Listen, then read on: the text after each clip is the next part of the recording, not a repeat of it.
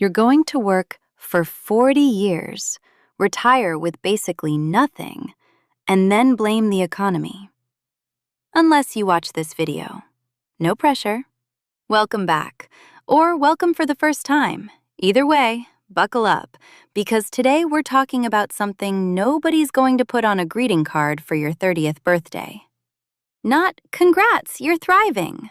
More like, "Congrats, your metabolism and your savings account both need urgent attention." Here's the deal. Your 30s are the single most important decade for building wealth. Not your 40s, not your 50s, right now.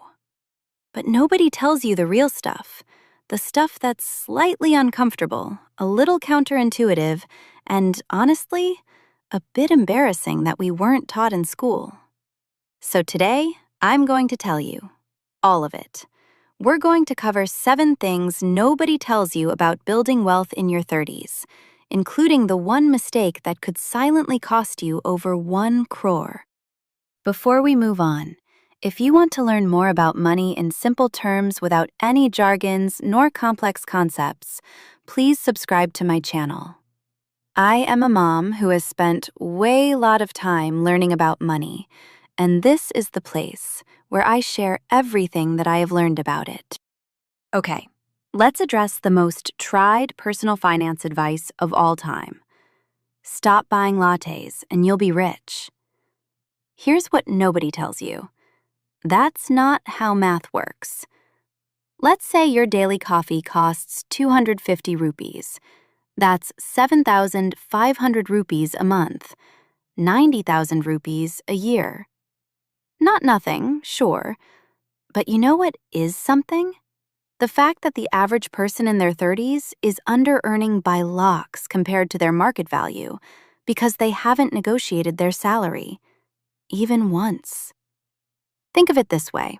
Your income is a bathtub. Your expenses are the drain.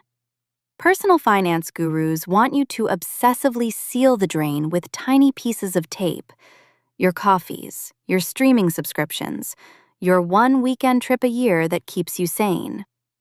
Meanwhile, nobody's talking about turning up the tap. A 10% salary raise or one new income stream will do more for your wealth than cutting every unnecessary expense for 5 years combined. So yes, be mindful of spending, but don't hate yourself for buying coffee. Build income like it's your job, because it literally is. The real trick? Do both. But prioritize the tap, which is additional income, over the tape that is cutting down on expenses. All right, so let's move on to point number 2. If you've said some version of this, "I'll start investing once I pay off my loan. I'll start investing after the wedding. I'll start investing when the market stops being so weird." The market is always weird. The market is a group of millions of humans acting on fear, greed, caffeine, and Reddit. It is constitutionally incapable of being not weird. Here's the thing they don't teach you about compound interest. It's not just a finance concept. It's a magic trick that only works if you show up early. Imagine 2 friends, Priya and Ravi. Priya starts investing 5,000 rupees a month at age 28. Ravi waits until he's 35 and invests 10,000 rupees a month, double the amount. By age 60, Priya still wins, by a lot.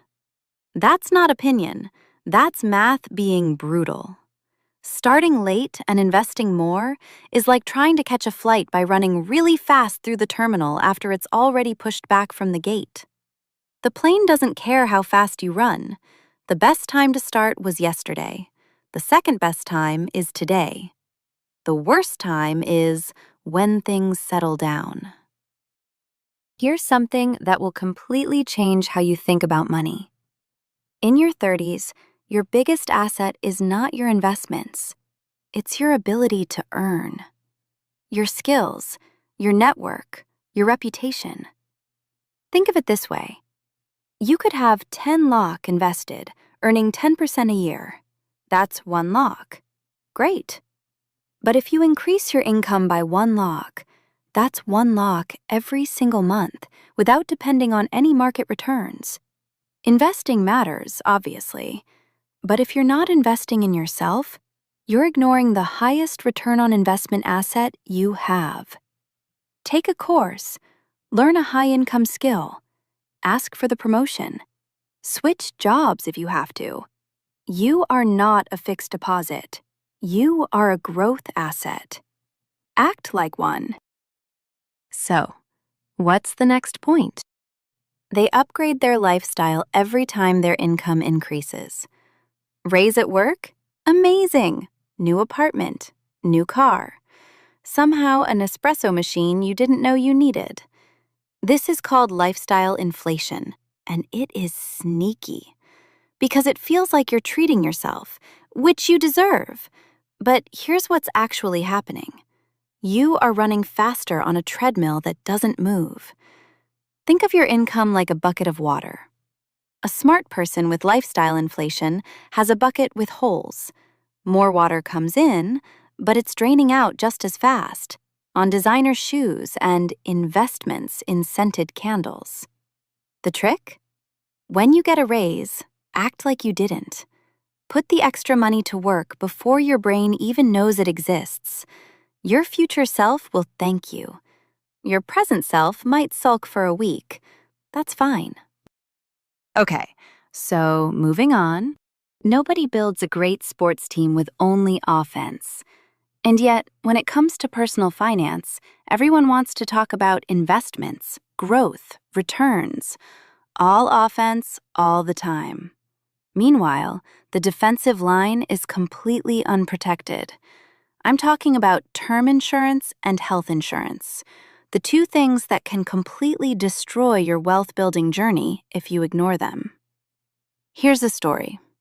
Imagine spending 10 years carefully building a 50 lakhs investment portfolio. You're disciplined, you're consistent, you're proud of yourself. Then one medical emergency, wipes out 20 lakhs of it in 6 months. No insurance, big hospital bills, forced to liquidate investments at the wrong time. Poof. A decade of work? Gone. A good term life insurance plan in your 30s can cost you less than $1,500 a month and cover your family for 1 crore. That is not an expense. That is the cheapest investment you'll ever make. Think of insurance like a seatbelt. You're not expecting to crash. You're not being pessimistic. You just understand that life has potholes, and you'd rather not go through the windshield. Buckle up before you start driving, not after. All right, lesson number 6. Not all debt is equal.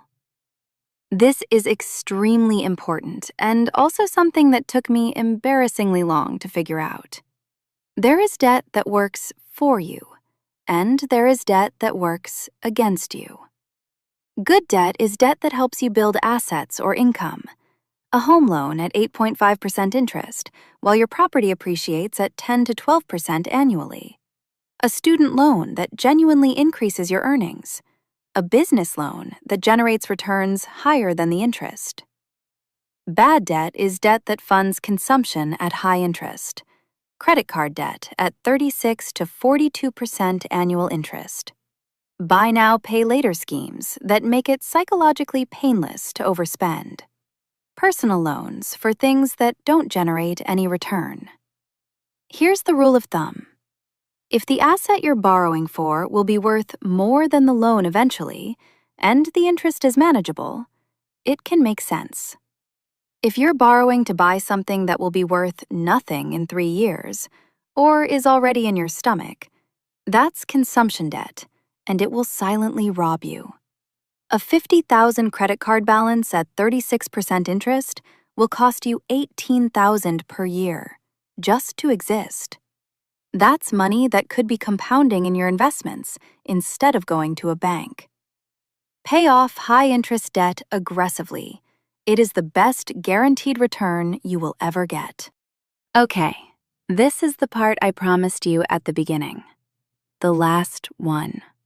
The one people are most in denial about. It's not about which mutual fund to pick. It's not about the perfect asset allocation. It's not even about how much you earn. It's about what you believe you deserve. Here's the uncomfortable truth. Most of us grew up with deeply embedded stories about money. Money doesn't grow on trees. Rich people are greedy. We're not the kind of family that has wealth. Wanting a lot of money is selfish. And those stories, however well-intentioned, become a glass ceiling you put on yourself. You sabotage opportunities. You feel guilty spending on yourself. You feel guilty not spending. You feel paralyzed by financial decisions because the stakes feel too high and you don't trust yourself.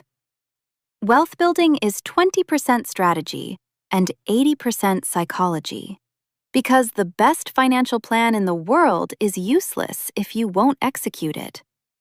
The wealthiest people aren't smarter than you. Many of them are not working harder than you. They just have a fundamentally different relationship with money. They see it as a tool, neutral, not good, not evil, just a tool. Your homework, yes, I'm giving you homework, is to finish this sentence. I believe that when it comes to money, I am the kind of person who... Whatever came to mind? That's your starting point. You cannot out-earn a broke mindset, but you can absolutely change your mindset, and that changes everything.